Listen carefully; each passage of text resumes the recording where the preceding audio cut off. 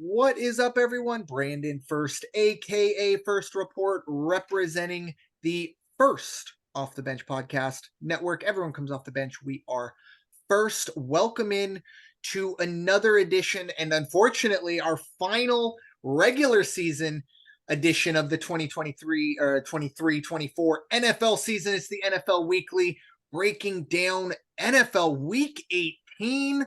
The time has come, folks. Next week will be a playoffs, but regular season football, full slate of Sunday football, that is done after this week. But we get a huge Sunday ready to roll in with me. As always, to break it down is my friend and co-host Raider Jim Martinez. You can find Mr. Martinez at Raider Jim 1090. How you doing today, sir? Hey, I'm doing well. We got, it's almost very fitting in San Diego. It's raining, it's cloudy, it's gloomy, and that's kind of how I feel about reaching the end of the NFL season and the podcast that we do, but we still have playoffs.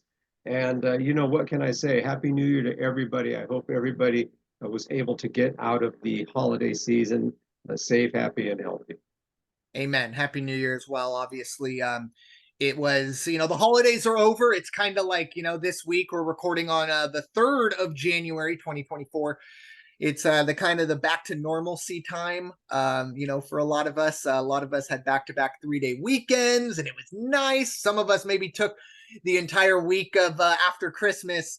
But yeah, now it's five months until we get that holiday. Looking at Memorial Day, but it is obviously the end of the NFL season as well. At least the regular season, as we said, we get the playoffs rolling through. We got this bonus game. This is kind of the bonus week 18 up until about 3 or 4 years ago.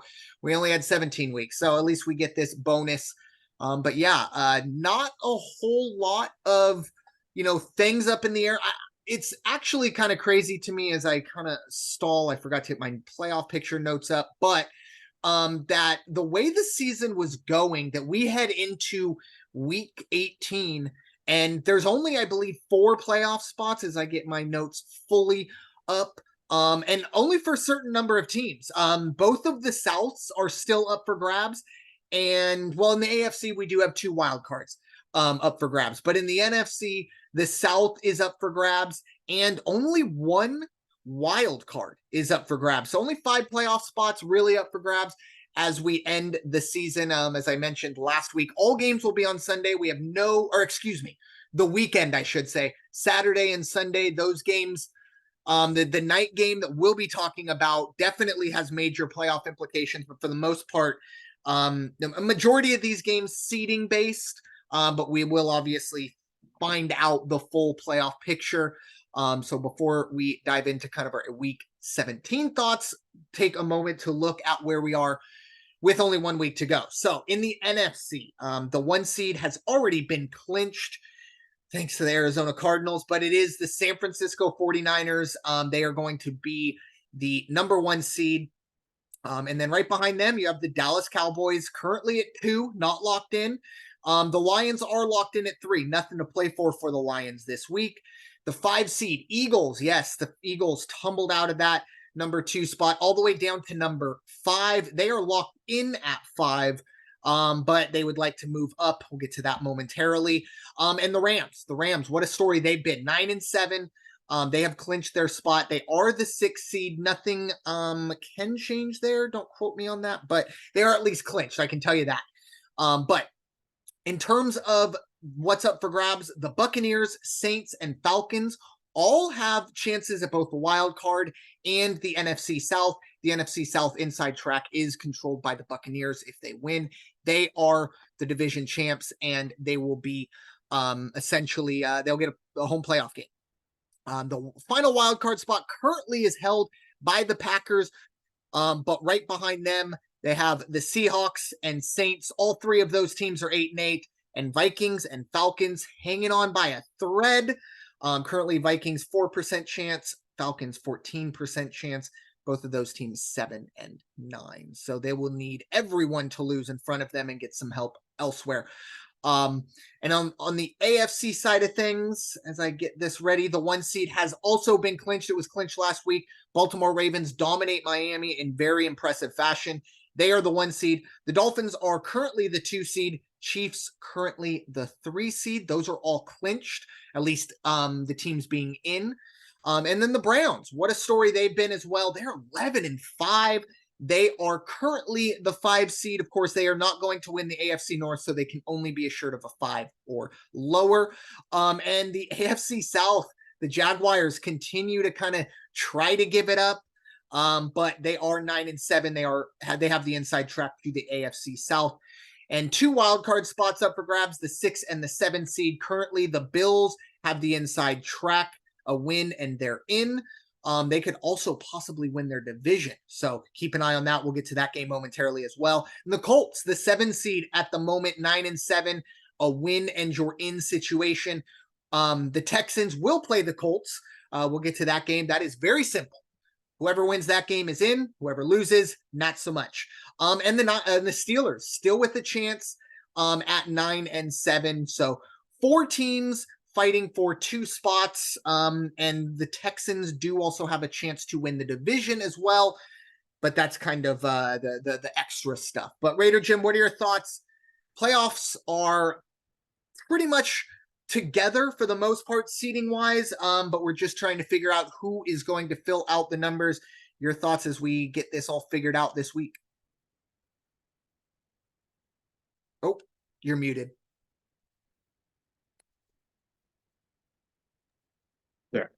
There you are. Going into the playoffs, it's just like the rest of the season. As we wrap up week 18, everything is just convoluted. There are so many combinations I'm looking at on what could happen, what will happen. How do the Steelers get in? The Steelers can get in if they win, and if Buffalo loses, and then that would put, and then if Jacksonville loses, Pittsburgh wins, that gets them in. Pittsburgh's got a real good chance to be in the playoffs this time around. Your Eagles, though, I would tell you, and you'll talk about it at greater depth than I will, but watching how well the Giants played against the Rams, a playoff team, for all intents and purposes, I'd be a little worried if I was the Eagle fan base right now, because I think the Giants are going to come out and really just leave it all on the field on Sunday. I mean, that's their big thing anyway. You guys are the big rivals anyway, so that could be a real barn burner come Sunday. As far as the other teams go, Baltimore just looks like young Mike Tyson. You want to step in the ring, step in the ring, and if you can get out of the ring alive, good for you. If you can get out on your own 2 feet, good for you. What they have done the last few weeks is no less than impressive. Back to back, what they did against Miami, what they did against the 49ers before that, son of a gun. And then, you're looking at the people who aren't going to play this week. Russell Wilson is going to play, of course. The Denver said, forget that. Mahomes, Jackson, McCaffrey, Flacco, Purdy, they're all going to sit. Stafford is going to sit for the Rams. Carson Wentz is going to take his place instead. Maybe. This is true. That's a true story. That was confirmed today. Also for the Rams, you won't see Cooper Kupp, Kyron Williams, or Aaron Donald and Ernest Jones. They will not be playing. Mason Rudolph is going to be starting for the Steelers in this critical game, which could be, that's not a bad thing. And then, wow. But the playoff picture in general, I don't like, and I never like it when I hear the Raider Nation, my brethren out there, and they say, well, all we need is this to happen and that to happen and the other to happen. Take care of your own business. Don't leave your spot. Don't make it somebody else's responsibility. In your conference, out of your conference, whatever it may be, go out there and take care of business. To these teams that have clinched their playoff spots, great. Also, though, I have to add, going into these playoffs, and we're looking at all these openings that are still there, it's what we've been saying all along, diluted. This is diluted football. 18 weeks is a bonus if you're a fan and you want to see games for 18 weeks, 19 weeks, as opposed to 14 at the same time. I think you're seeing a lesser quality of ball on many weekends. I also think there's a direct correlation to the poor officiating you're seeing when you're sending these people out there for the officials, for so many weeks. They just don't have it. It's baseball umpires, 162 games. They're going to take flack. two games a week. But one game a week is what the NFL referees have to do. But look at the quality of officiating you've seen over the last few weeks. What happened to the Lions? Oh, Absolutely tragic, ridiculous. Pick an adjective and it's going to apply. But this is, I still think that is due to the schedule that they put upon these people now. Or is it because they've had to increase the amount of it, and with that, you get a lesser quality? yeah. And what's crazy to me, and I'm not sure if you know this, but NFL officials are technically not considered full-time employees. And That's what I correct. mean by that, like they all have jobs during the week. And we're talking about $1 billion, I mean, multi-billion dollar industry that of all the sports in this country can buy all the other three, repackage them, and probably get them, I mean, they are the behemoth. And they're the only sport that essentially your referees need day jobs. And I understand, look, we only need you once a week, but maybe Tuesday through Thursday, we can have a workshop with I'm not talking about 8 hours a day, whatever, but 4 hours. Hey, we're going to just watch some film. That's what the players are doing. And obviously not getting paid the millions that the players are. Or on the other side of it, if you're not going to do that, hey, all the players and coaches, it's their duty to stand up there when they make a mistake after the game and talk to the media. I think that needs to go both ways. You can't have your cake and eat it too. And yeah, I'm sure there will be a ton of uncomfortable situations, uncomfortable questions. But do you think the Eagles locker room was comfortable this weekend, or pretty much the last month? Like that's been a very uncomfortable place, and those players are still expected to answer for their mistakes. Yet these officials can kind of hide behind press releases and the overlords that are kind of twisting it this way and that way. It was the Detroit Lions situation was maybe the most egregious call or mistake, whatever you want to call it, that I've seen in quite some time. This is, you brought up MLB. This is like MLB umpires forgetting that a player pinch hit earlier and he came back in and pinch hit. This is procedural things, whatever. You know what? The game moves fast. If you missed a holding call, you missed a pass interference, it happens. We see it all the time. But to miss a number, or to have the guy upstairs go, hey, I think that was 68 that talked to you. Like, right? Like we see it all the time, the expedited replay. Guys, like, I don't know. I just, that's very frustrating. And obviously for the Lions, they have to feel very frustrated at that, especially with the way everything kind of worked out. If they win that game, they are the 2 seed right now and controlling their destiny. And the difference between a 2 seed and a 2 seed and a 3 seed is probably a home playoff game in the divisional round, which is huge because you win that game, you're only 60 minutes away from the Super Bowl. So that was a massive blunder there on their side, and it's then if you want to throw conspiracy into it, then do we go back to that offsides call a couple weeks back that cost the Chiefs a game? So they felt that somebody felt that they owed the Chiefs one. I'm just saying. Yeah, it's this will be the one that I will at least hear you out on. If you're that person that's like, oh, it's rigged or it's scripted, blah blah blah. Like if you show me this play, I'm like, oh, do you have more? Because now you piqued my interest. Because once again, and credit to Jared Goff, I think he even said it. He goes, I don't think anyone's out to get us. I just think they made a mistake. But it does kind of, for the conspiratorial minds, get the gears moving, if you will. And it's been frustrating. But then I heard someone else go, well, why don't we just bring back the replacement refs? Don't bring back the replacement refs. You obviously do not remember the replacement refs. Google Fail Mary and come talk to me about replacement refs. With all due respect to the replacement ref, these referees have to be at such a high level, but we're expecting that. Because at this point, it's almost like, hey, why don't we just look at the play after and we'll have a robot make the call, just like they're about to do in Major League Baseball. So it's very frustrating. And obviously speaking of frustrating, the Eagles' downfall, the I wanted to keep it short, and I will keep it short. I'll talk more slightly about the Eagles, mainly because this is a family show, and I can't, guarantee that something might not slip out when I get a little worked up. And of course, I very rarely take heed of this advice, but I will in this situation. Very similar to AJ Brown. My mom always said, if you got nothing nice to say, don't say anything at all. Which is the smart ass I was as a kid. And I would say, well, mom, then I wouldn't say anything at all. But anyway, so I got nothing nice to say about this team currently. So yeah, I'll speak a little more when we do talk about that game. But one other thing to keep in mind for a lot of these games is halftime lines.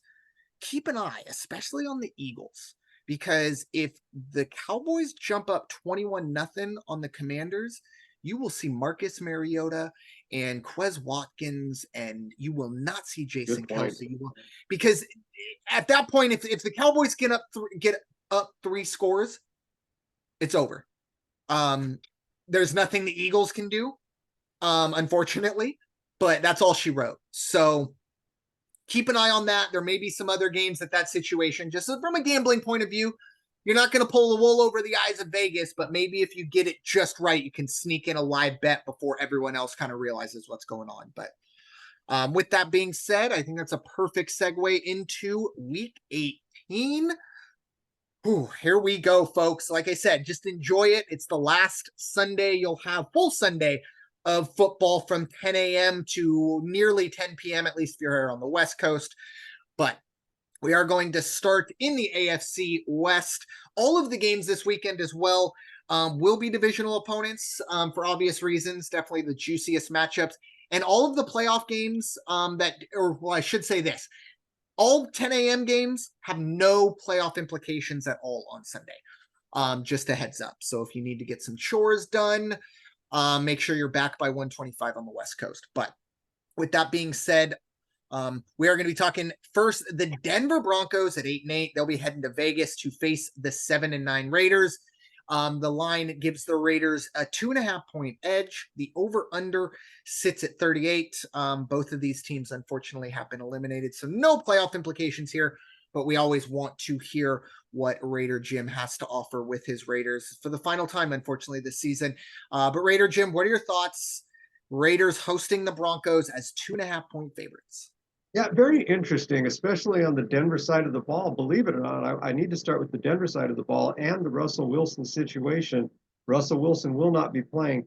You and I have talked about extensively, both on this podcast and when we talk college basketball. What has happened with the transfer portal and NCAA sports? How has that impacted the quality of the game as well as the NIL? And I think we both are on the same side of the coin. It's definitely impacted it somewhere along the way.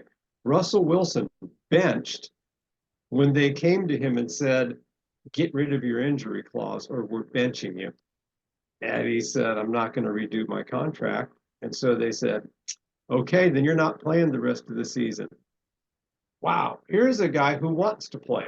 And they're not letting him play because it may cost them something on the, postseason, even though they're not going to the playoffs. But when the dust settles up at Mile High, they could lose the value of trading Russell Wilson or what they can get for him. But, and again, that is the nature of the game. The players are stars and earn a lot of money. They are commodities. Let's be real. They are commodities. They are bought and sold week in and week out.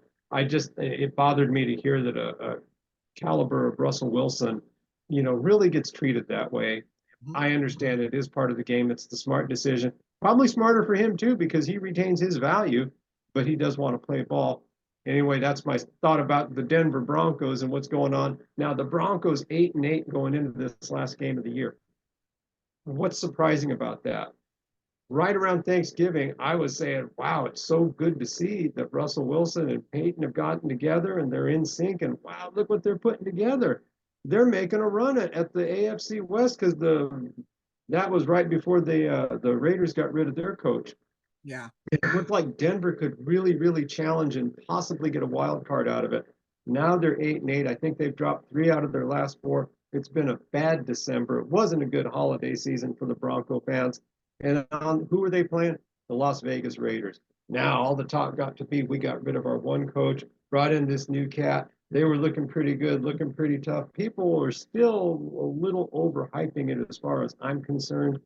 They still went out there and there were games they didn't score when they should have scored or scored way under what they should have scored. But going into last week, they had the chance to go out there and win and take their playoff percentage hope from 13% to 30%. They couldn't do it. They couldn't get the job done. And, and that was against Indianapolis, a good Indianapolis team. That good? I don't know if they're that good because, they're basically a pick 'em game this week against Houston.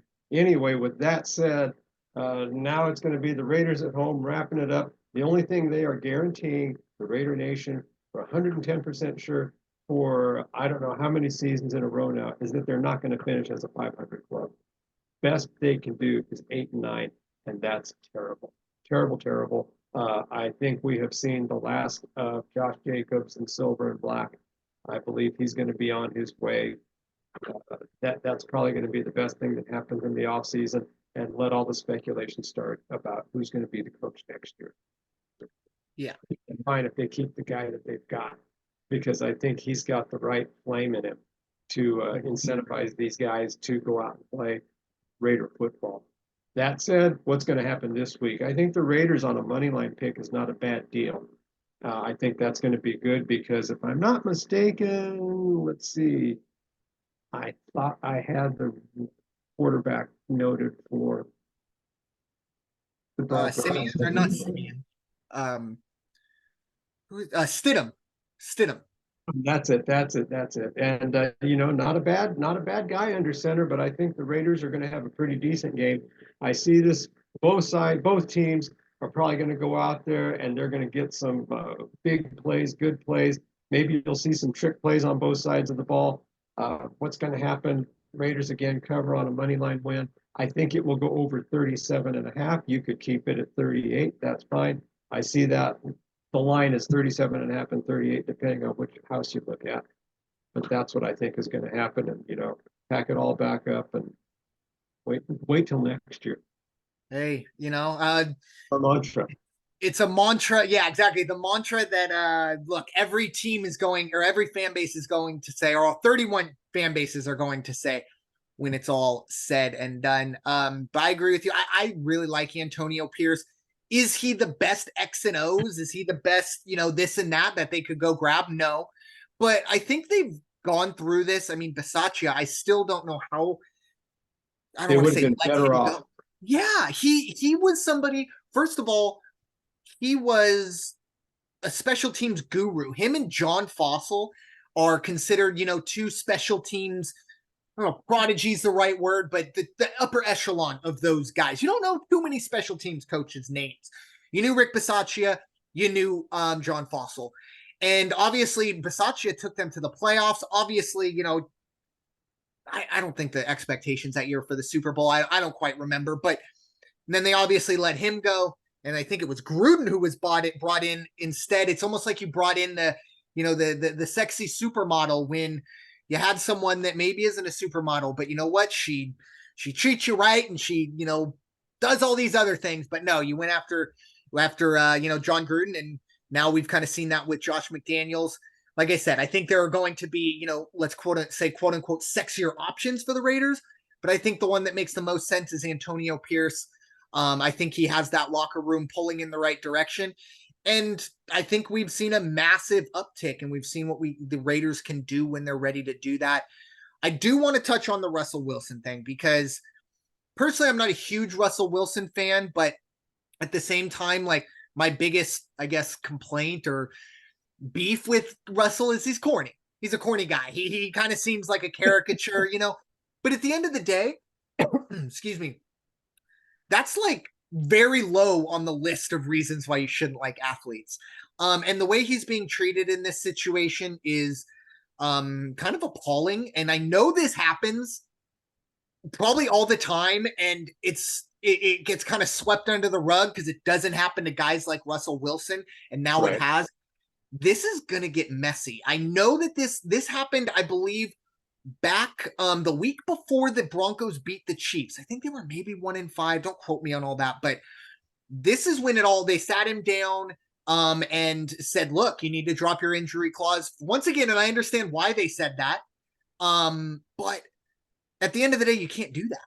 And the Players Association apparently had to get involved, and that's why it's taken essentially 6 weeks for this to happen.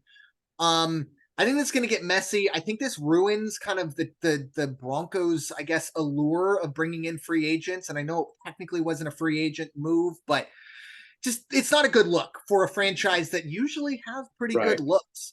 We're not talking about, with all due respect, the Browns or the Jaguars, stuff like that.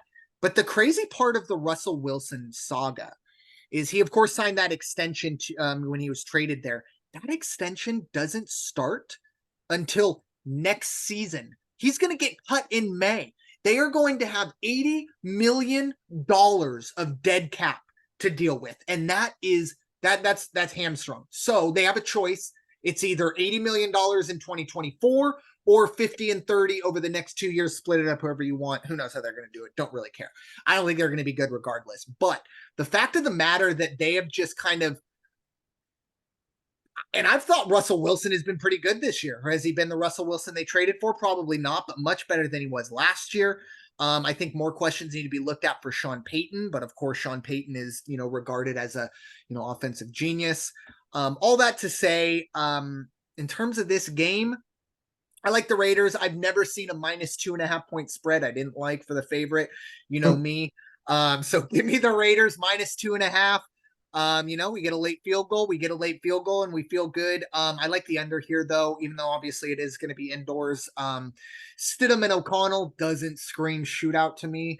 And the question of, and I also think in the locker room, obviously there were a lot of talk about the Broncos. Oh, Russell Wilson isn't the most popular guy in that locker room. But I think for veterans, even that, you got to look at what's going on and be like, man, if they could do that to him, they'll do that to me in a split second. Heartbeat. Yeah. So I don't know if it's eyes open, and who knows, maybe these guys have known about this, and I'm sure they have, but I don't know. It was an eye-opening experience, I think, for a lot of us NFL fans the last few weeks to kind of hear what happened to get this benching. And because, I mean, in a span of 24 hours, he went from, he's being benched to, okay, no, he's also going to be cut in March. It's like, wow. Okay, that went real quick. That went to 11, as my Spinal Tap fans will know. But yeah, I don't see a shootout here. So yeah, give me the Raiders 2.5 and the under 38 or 37.5. I think I'm still good there. But moving on to a game that doesn't really have playoff implications, as you can tell by the spread, but it is the Kansas City Chiefs at 10-6. They're heading to LA to face the Los Angeles Chargers. The Chargers are 1.5 point favorites here. The over under is 35.5. And sorry, I'm just kind of stifling my laughter because I would have told you week 1 that we're going into week 18, and this is the situation. You would have kind of laughed. It's pretty crazy that there's a really good chance the Kansas City Chiefs could go into the playoffs 10-7. But with that being said, Raider Jim, what are your thoughts? Chiefs, not really with anything to play for, heading to LA. Not starting a whole lot of guys, but the Chargers are going to be 1.5 point favorites. Over under is 35.5. I really, really like those feel-good stories. The Kurt Warners, the guy that gets pulled off the grocery store floor or off the bench, the young man earlier this year in Chicago that came in against the Raiders and just took care of business, and they took care of him. So part of me was hoping that this stick kid for the Chargers was going to have at least some luck like that or a little bit of flash like that. But I watched them against Denver, and that had to be one of the most poorly played offensive games I've ever seen. Highlights and some of it live. But my gosh, they got 3 points in the second quarter, 3 points in the third quarter, 3 points in the fourth quarter. All they got. That's all they got, and that's how Denver is sitting at 500 right now. The Chargers are just poor. So even without Mahomes, even without Kelsey, even without name your starting player for the Chiefs. Even without the starters, the Chiefs are going to take care of business. I would still just call it a money line game for me because they're sitting so many starters. But give me the Chiefs on the money line. I just don't see this one going over 35, though. I think it's going to be boring, boring. It's going to be even more. I'm banking on a 23-16 or 23-17 game in Vegas, and I think we're going to see less than that up in LA at the stadium. So give me the Chiefs on the money line, and I'll just go, give me a point, give me under 36. I have the exact thing here. Kansas City money line. I think their backups are even better than the Chargers starters, and even a lot of the Chargers starters aren't even healthy at this point. Easton Stick.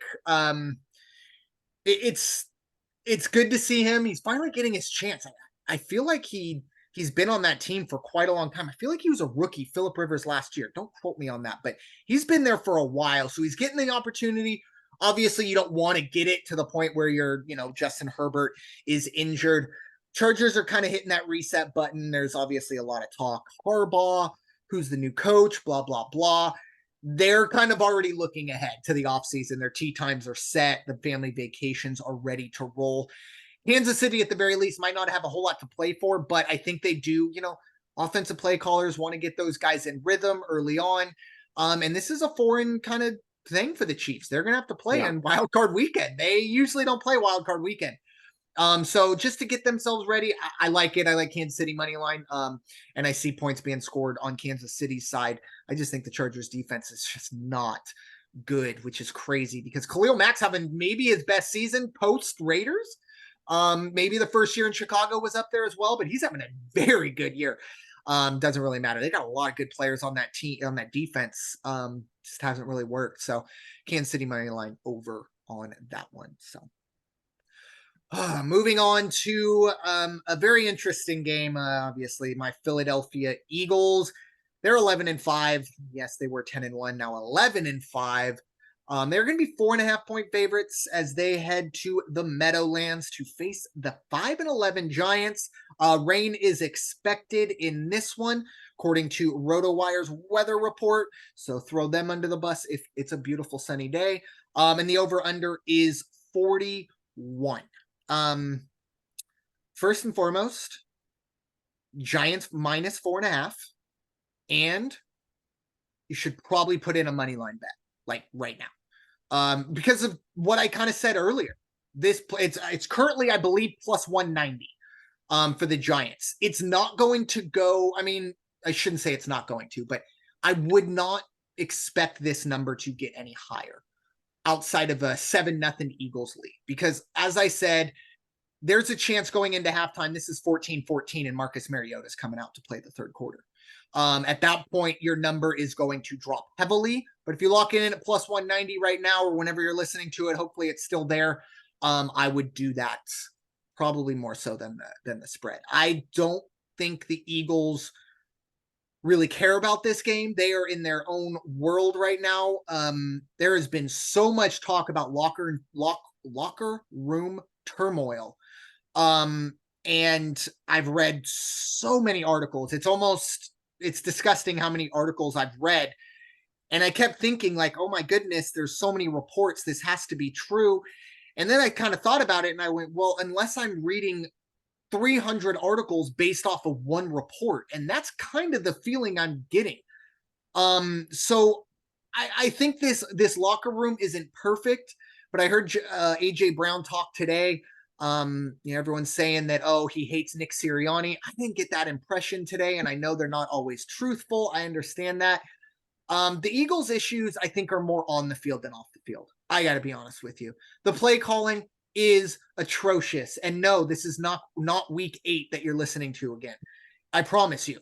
I've said this week in and week out. The bubble screens, with Devonta Smith being your lead blocker. He's 175 pounds. He gets rolled up on. He's probably out for the year now. He's definitely out for this game. You just lost one of your best weapons. And running quarterback draws on first and second down ad nauseum. It's incredible to see the way this offense works, and I can feel myself getting worked up. So with that being said, Giants -4.5. I do like the over here. Kyler Murray put up 35 points on us in that Arizona offense, which I think is very improved, but that happened. 41 points, I think, should be a slam dunk. Giants might do them by themselves. So that's all I got. Raider Jim, what are your thoughts? Eagles at Giants, final game of the season. Yeah, just to give a little update there on the lines, I pulled up Vegas Insider. They actually have already moved that money line to -235. So Wow. it is up. They have Wait, also who's -235? The Eagles, right? yes, correct, Okay, okay. correct. And Wow. they've got they also have What's they've the moved Giants at? 5.5. Okay. What are the Giants money line? Giants money line. Let's see if it gives it to me. I'm looking for it, and I'm not seeing it. Okay, no worries. Yeah, I had some trouble finding it on Bovada. I don't know if they're pulling it and maybe just kind of waiting, kind of thinking what I'm thinking. But yeah, I think this is a game that you can put some money on the money line, and everything breaks your way, and you feel pretty good about it. Because, like I said, what happens in Washington is going to determine this one. But anyways, Right. sorry. You watch the prognosticators, or you read up, and if you read 8 different guys, you're going to have 4 picks. 4 of them are going to say that it's going to be 5 points or under, and the other, or 4 are going to say that, and the other 4 are going to say it's going to be easily a double-digit win for the Eagles. I don't think it's going to be a double-digit win for the Eagles. I'm going to take a half point on this one because I think New York's going to come out and say, "What the heck? This is our playoff game, our Super Bowl. It's our everything. We might as well at least get one in on those other guys if we can." Watch them to go ahead and cover. I'll cover 6 on them.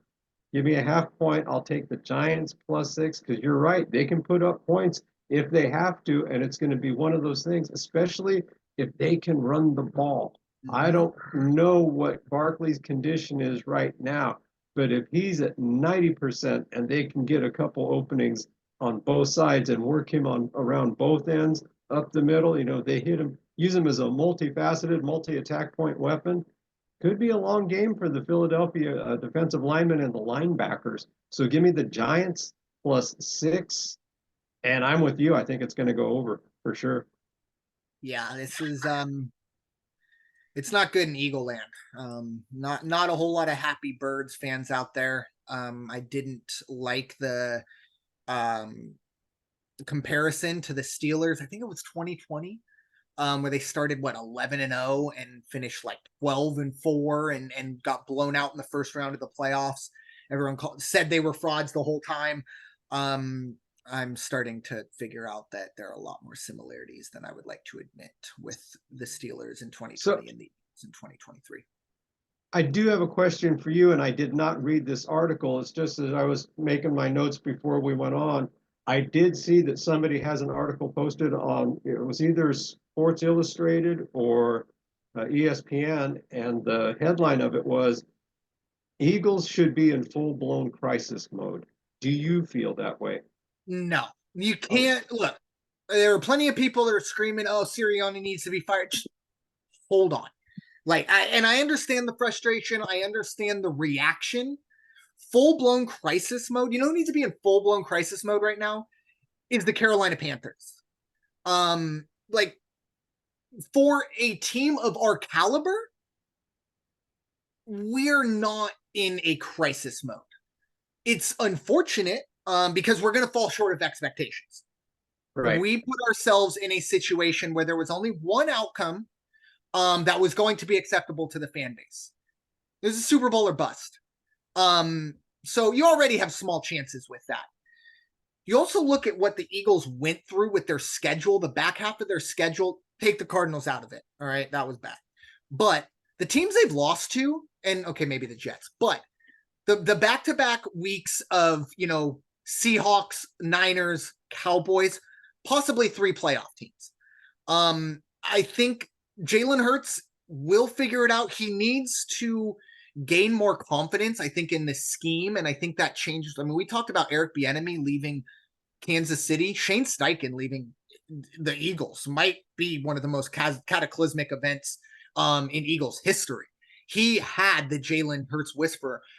I think when he gets comfortable with someone who's not Brian Johnson, I think we have the tools and the pieces in place. AJ Brown didn't forget how to play football.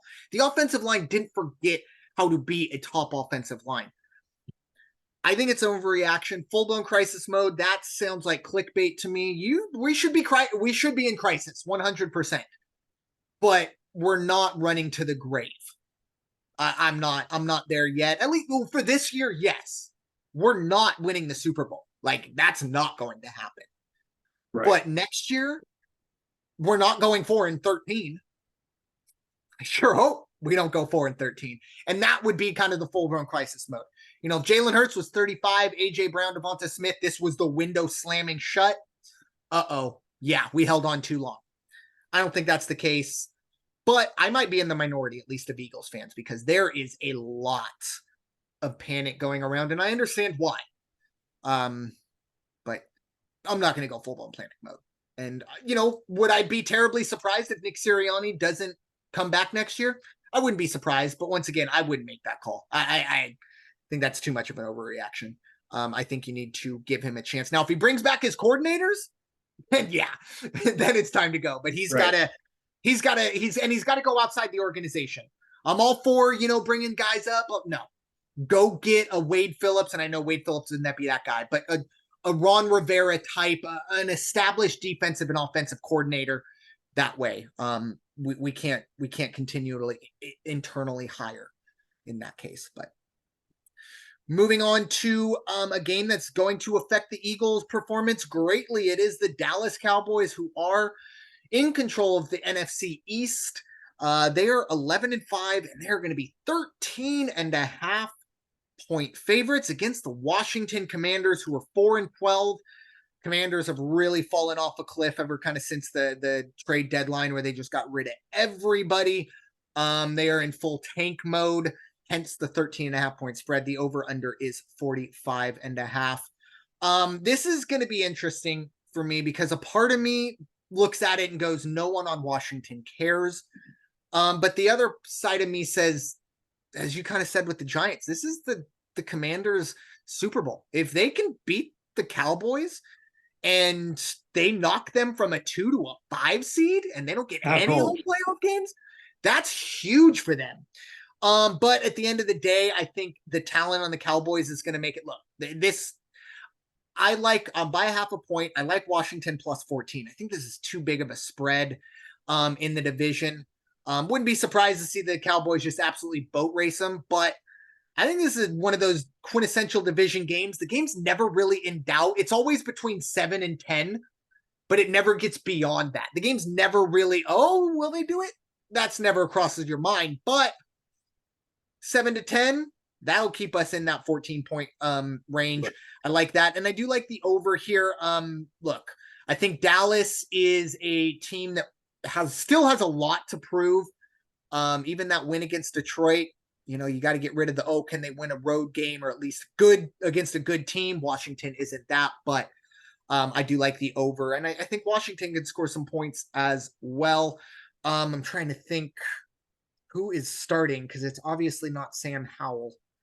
I was just thinking about who it was too, and the name absolutely escapes me because all I want to say right now is Carson Wentz because I am absolutely blown away that Carson Wentz is going to start a game week 18. I think that's what happened.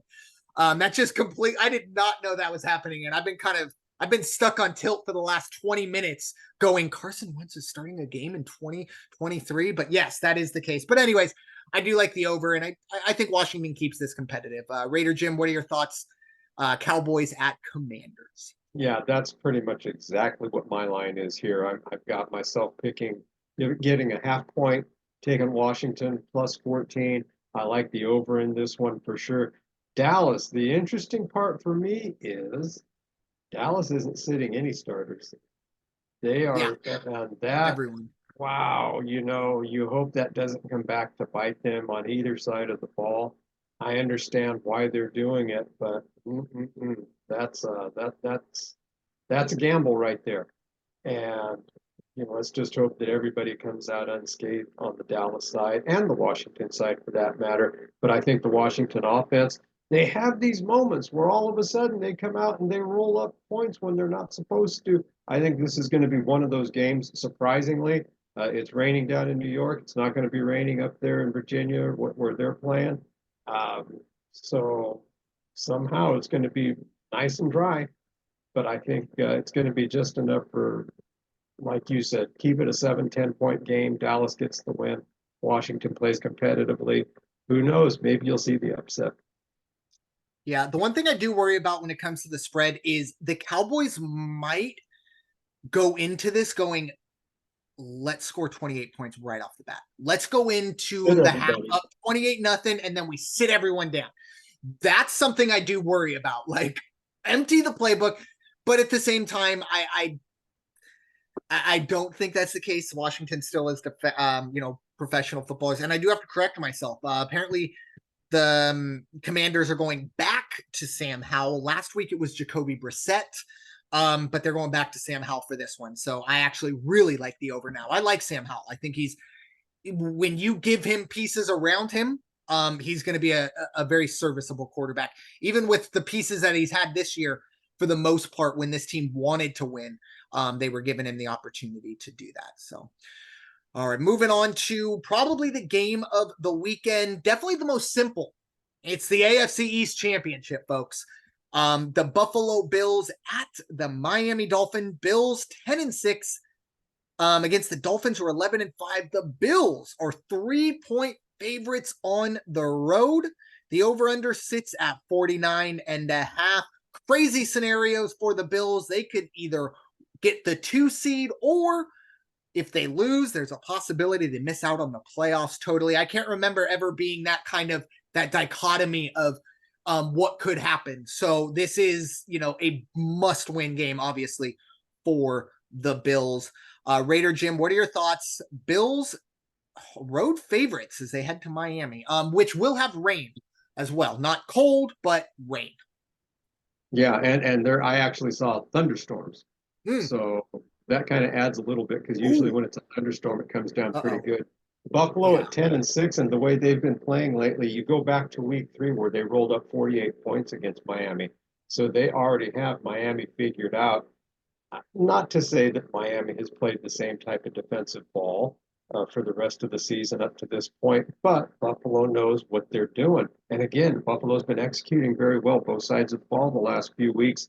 And Miami on the other side of that, wow, after what happened to them last week, that had to be a real shocker to be taken to the woodshed, if you will, like they were by Baltimore.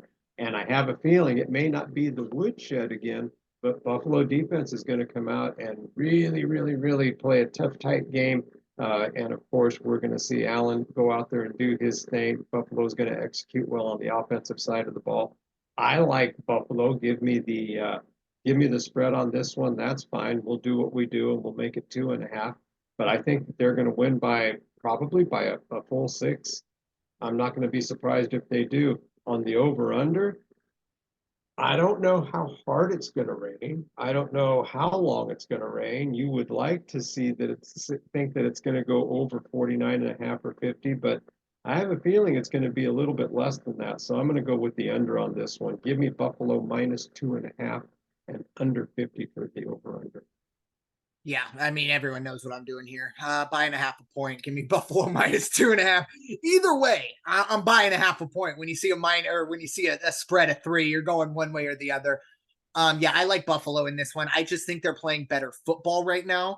Their playoffs started essentially the week after the Eagles game, because then it came into a situation where, hey, you guys played really well.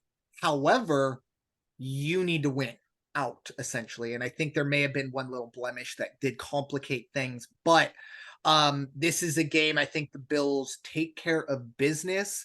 And then, I think the Dolphins got to look around and go, whoo, thank goodness the Eagles were, doing what they were doing over there, because they had a little bit of a collapse of their own. I mean, they were flirting with the 1 seed for most of the year. There's a chance they're going to drop all the way down to, who knows, maybe even a 6 seed, because I think maybe Baltimore might be able, I'm not sure, I don't have the playoff picture in front of me, so I'll just back that up. But I do think Baltimore wins this game, or excuse me, Buffalo wins this game in the 2.5. I'm with you. I think we could maybe, a full touchdown. Would not be surprised to see Buffalo get up 14-17 nothing, and that place, the air just gets sucked out of it. The tension in that building is going to be palpable because the Dolphin fans, pretty much for the last 4 weeks, have been staring, going, uh-oh, if this happens, and this happens, this game becomes the AFC East championship. And here we are. So that sense of dread has been building, and it's all going to come out on Sunday. If they don't start quickly, it's going to get ugly. But I do think Buffalo wins this game. The over-under, obviously, keep an eye on the weather report. That's a good call. This is Sunday night football. And it's a school night for me, and it's already, finishing up out here on the West Coast about 8:30, 9 o'clock, which is right around my bedtime. I can work with that. However, when you hear thunderstorms, the other thing you do worry about is, we get lightning strike. We get a 30-minute delay guaranteed. I already had to stay up till like 10:15 to watch the New Year's Day Bowls finish up. That was tough enough after a 3-day weekend. I don't want to have to do this here. So if Mother Nature, if you're listening, please no weather delays in this one. I'm going to have to be ready to roll on Monday. But the over, I do like the over, but definitely keep an eye on the weather. They're good. Tune in to Football Night in America at 4:30. You'll be able to kind of see how the weather's looking, or, pop on Google, whatever. And then you'll probably have a better idea, but I'm going to lean for the over right now. Obviously, if it's a straight up downpour, as it may be in Miami, adjust accordingly, because that is a high number for a rain game. But moving on now, look, it is our due diligence. We got to talk about, the playoff games, and the NFC South is chock full of them. It's the only division with 3 teams fighting for a playoff spot. So we got to, kind of check those boxes. So that's what we are going to do here. The Tampa Bay Buccaneers at 8-8, the inside track to win the NFC South. They are going to be 5-point favorites as they head to Carolina to face the Panthers, who are 2-14. The over-under sits at 37.5. Raider Jim, what are your thoughts? Buccaneers win, and they are NFC South champions heading to Carolina. I was never more disappointed than when I saw the score from last week, when the fabulous Baker boys let me down. I really thought they were going to take care of business against the Saints. Just wasn't to be. I think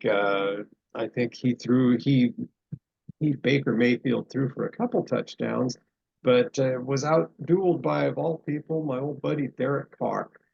So now they're sitting at 8-8. New Orleans is sitting at 8-8. Atlanta sitting at 7-9. You just kind of shrug. Again, it's one of those situations nobody wants to win.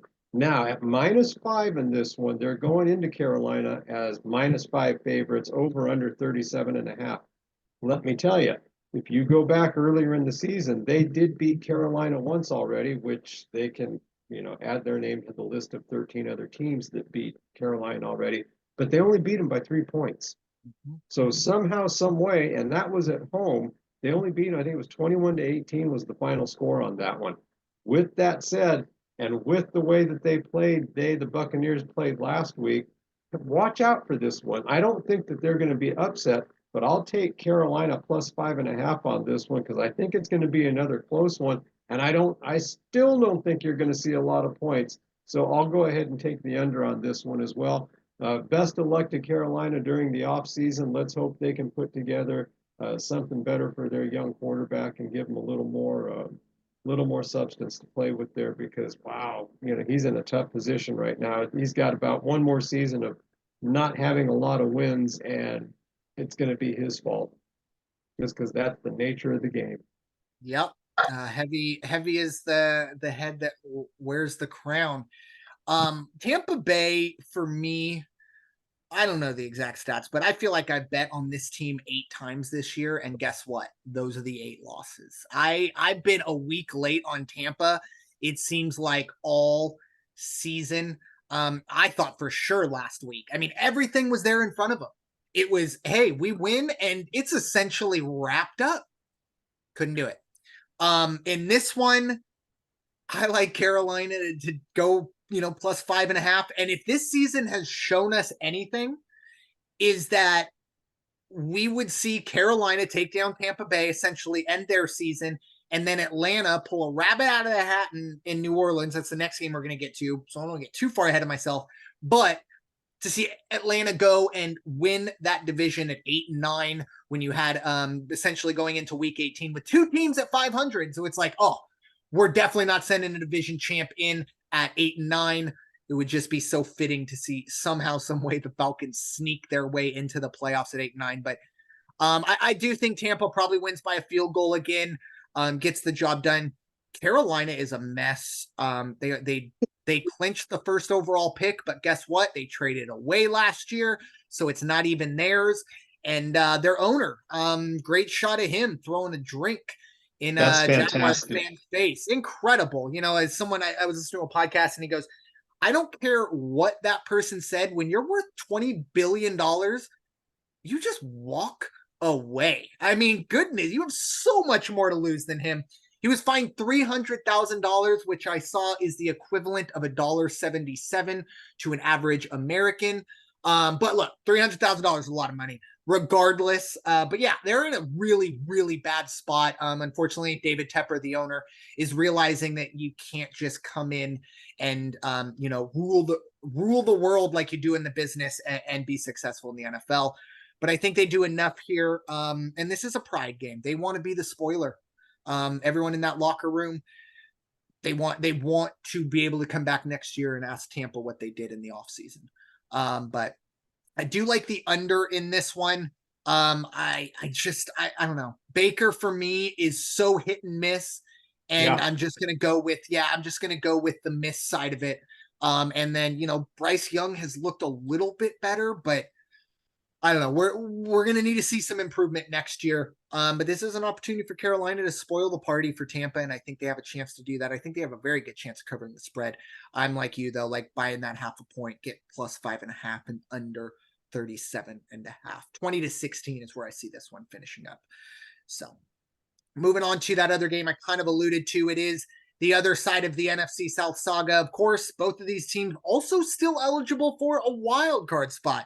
Not even going to get into the scenarios on that because I don't even really understand them on that side of it. But the Atlanta Falcons, 7-9, they're heading to Nolens to face the New Orleans Saints, who are 8-8, -3 for the Saints. In this one, the over/under sits at 41.5.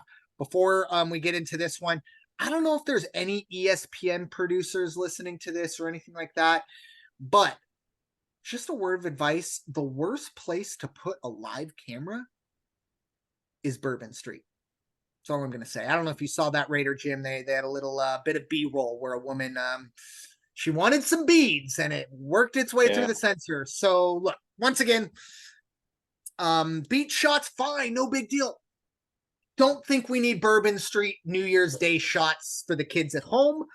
But anyways, so with that being said, Raider Jim, what are your thoughts? Atlanta at New Orleans, both of these teams with a chance to make the playoffs. You want to talk about the picture of inconsistency? Look at the New Orleans Saints. Win 2, lose 1. Win 1, lose 2. Win 2, lose 2. Lose 3 in a row. So last week they went out and they beat Tampa Bay. So guess what that means? It's time for them to lose again. So I think this is going to be a repeat of the first time that they played Atlanta this year when Atlanta took care of business at home. Now they're just going to go on the road and take care of business. I'll take Atlanta plus the 3 points on this one, even if they don't win. I see this coming down to could be overtime, could be 21-20, and they lose when they don't convert the 2-point conversion as time runs out in the fourth quarter. Either way, Atlanta's going to either win the game or at least cover that 3 points. You want to take a half point, make it 3.5, go right ahead. On the over/under 41.5, I think it's going to be under. These are not offensive juggernauts, and I'd like to tell you, but Derek Carr has so much playoff experience, and he knows what it takes to get. No, he doesn't. It didn't happen before, and it's not going to happen now. It's too bad that this is such, no other way to put it, for a playoff implication game, boring. This is one of the most boring combinations I'm seeing, but it is what it is. Give me Atlanta to cover at 3. and then give me the under on this one. Yeah, I think the under is a slam dunk here. 41 and a half is, I think we need to be closer to 31 and a half with these two teams. 20 to Obviously, 17. yeah, New Orleans has shown the ability to score a lot. But generally, this has been a team that struggles for points. And Atlanta, I mean, I just tried to do a quick little Google search to see who's starting quarterback for them. All I'm getting is, oh, Justin Fields was auditioning for the Falcons. So that tells you what people are talking about Atlanta's side of things for the quarterback. I will say Taylor Heineke, I think, is a much better quarterback than Desmond Ridder. But they have a lot more, draft capital tied up in Desmond Ridder. So I understand their hesitancy to fully get away. Look, it's -3. I'm buying a half a point. The only question is which way. But I am going to take Atlanta here. Give me Atlanta plus 3.5. I think Atlanta probably wins this game, as you talked about. Oh, Saints lost last week. Well, won last week. So they're going to lose this week. The inconsistent teams, sometimes teams are just really consistent at being inconsistent. And I think that's what the Saints are this year. And as I said, I think the under is a slam dunk. I'd ride this all the way down to like 37.5. But 41.5 is for me a cakewalk, which once again, I feel like as those words escape my mouth, and we're going to be talking about a 35-31 shootout next week. But we shall see. At the end of the day, like I said, I keep reminding myself you have to go with what you've seen. I know it's difficult because so much chaos, but if you are going to bet on these games and you are going to do the research, you got to go with what your eyes tell you, even if sometimes you just want to rip your eyes out. But with that being said, we are going to finish up in with a kind of win and you're in moment. This will be the Saturday night game. It's going to be the Houston Texans at 9-7. They're going to be a 1-point favorite, essentially a pick 'em, at Indianapolis to face the similarly 9-7 Colts. The over under sits at 47.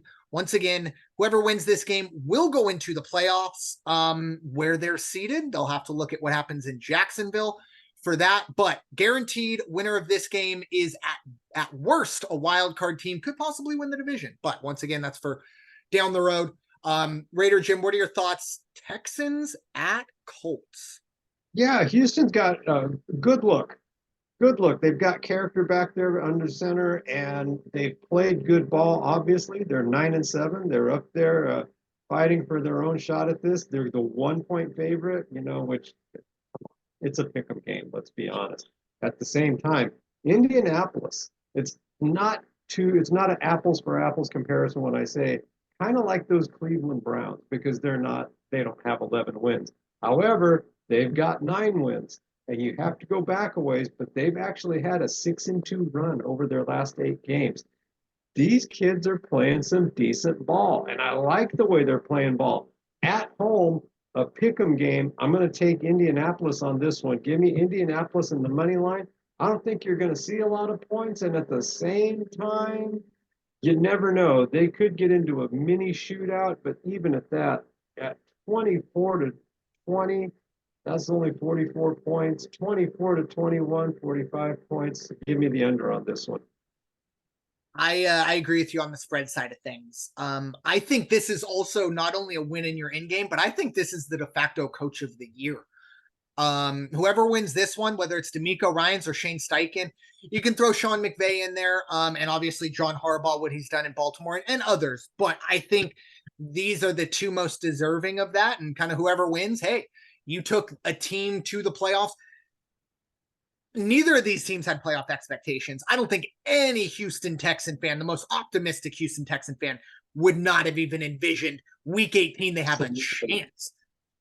It's been one of the crazy, especially over the last 3 weeks or I think CJ Stroud did return last week, but they were without him for 2 or 3 weeks and it was a different offense.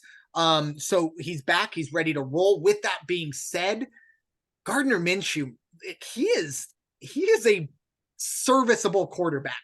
You're going to have your peaks. You're going to have your valleys, but he's got this team. We wrote them off after Anthony Richardson went down. And he's come in, as you said, 6-2, righted the ship. This team, even if you do want to find some faults, I would say one of the biggest faults of this team, they're not a very good road team. Well, guess what? This game's at home. Going to be indoors. Crowd's going to be rocking. Saturday night, standalone football game. I think Indy wins it. I personally wouldn't mind both of these teams making the playoffs. I don't know if that's possible. I don't think it is, but or whoever wins. I think either of these teams are fantastic stories. I've loved what's happened with the Texans, loved what's happened with Uncle Rico 2.0 and the Colts. I think it's just going to be a game Saturday night. Sit down, enjoy. Good game. It's going to be a great game. We talked about Atlanta, New Orleans. We have to. This one, no, let's go. I'm ready for this to be a Thursday night game. I'm ready to do this tomorrow. So yeah, I'm excited for this one. In terms of the over-under, I do see it on the shootout side of things. I think we do see a 28-21 victory or one of those 28-24s where we do kind of, 5 minutes left, someone kicks a field goal and they go up 3 and you just kind of know, you gave me too much time. I think it's kind of one of those type of games. So give me the over. So yeah, Indy money line over 47. Oh, that is the regular season, folks. Raider Jim, your final thoughts for this week 18 edition of the NFL Weekly. Well, what can I say? 18 weeks has just flown by, and then add a couple weeks of draft and preseason talk. It's just been an absolute blast as always. I'm looking forward to the playoff podcasts and, of course, getting ready for next year already. We got to start doing it now. What do you say? You make a ball player between seasons, not when the season starts. And so we'll be doing our best to put all that together. Been a pleasure for me. Again, always very proud to be part of your content. So thank you very much for having me. And boy, I'm looking forward to these playoffs. Yeah, it's going to be, I'm looking forward to them for, like I said, with a bit of bated breath, as they say. Like I'm just kind of, the boogeyman's going to get me in the next 3 weeks. They're just trying to figure out when they're going to jump scare me, but it is what it is. My final thoughts, it's probably a little late. I meant to bring this up pre-holidays, but it's never a bad time to bring this up. I did see a post and, the holidays are a great time, presents and all that stuff. Unfortunately, January and February, animal shelters get absolutely pounded with essentially unwanted animals that were Christmas gifts. That at the time seemed like a really, really good idea. And 3 months down the road, you realize I gave a 4-year-old a Doberman. So like I said, probably a little late for this, but if a birthday's coming up or even down the road, make sure that when you do get a gift that has a heartbeat, that person is ready to take care of that heartbeat, because it's sad. It's animal shelters are not a fun place, unfortunately, and the people that work there don't get paid very much and unfortunately have to, I couldn't even imagine. So if you're able, please, goodness, try not to do that. Talk with the person first, make sure that they're ready to take on that responsibility before you drop another animal's life into someone's lap. But yeah, with that being said, thank you all so much for listening to this episode of the NFL Weekly, presented by the First Off the Bench Podcast Network. Everyone comes off the bench. We are first. It's time for y'all to go wash your hands and stop hating everybody. Talk to y'all very soon. Take care. Good luck to your teams.